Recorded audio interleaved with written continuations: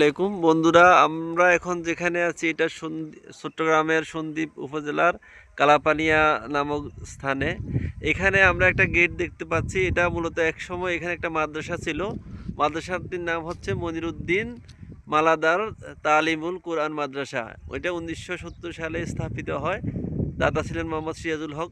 কিন্তু এখানে বর্তমানে এই মাদ্রাসার কোনো অস্তিত্ব নাই। আপনাদেরকে দেখাই, এখানে কোনো মাদ্রাসা নাই। এখানে চারিদিকে বিস্তীর্ণ শহর, বিস্তীর্ণ এই মাঠ আর খালি জায়গা। এখানে এই পাশে কিছু বাড়িঘর আছে, কিন্তু কোনো মাদ্রাসা বা কোনো শিক্ষা প্রতিষ্ঠানের বা কোনো ভবনের এখানে কোনো চিহ্ন মাত্র নেই। অনেক দূরে একটি প্রতিষ্ঠান দেখা যাচ্ছে, কিন্তু সেটা এখানে এটার আশেপাশে না। এখন অনেকের প্রশ্ন আসতে পারে, তাহলে এখানে যদি কোনো কিছু না থাকে তাহলে এই গেটটাই বা কেন হলো এবং গেটের নামের সাথে একটা মাদ্রাসা কেন জড়িত? মূলত এই জায়গাটা এক সময় এই মাদ্রাসা ছিল।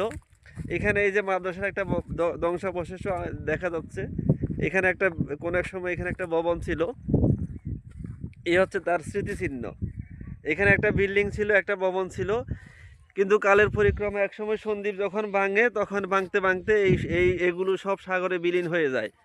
এই গেটটা শুধু কোনোভাবে টিকে থাকে এবং এখানে এই ধ্বংসাবশেষটা কোনোভাবে টিকে, আর বাকি সব কিছু ভেঙে সমুদ্রগর্ভে বিলীন হয়ে যায়।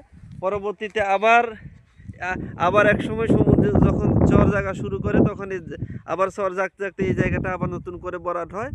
এই ভাঙা অংশে এখন আবার এটা একটা নতুন চর।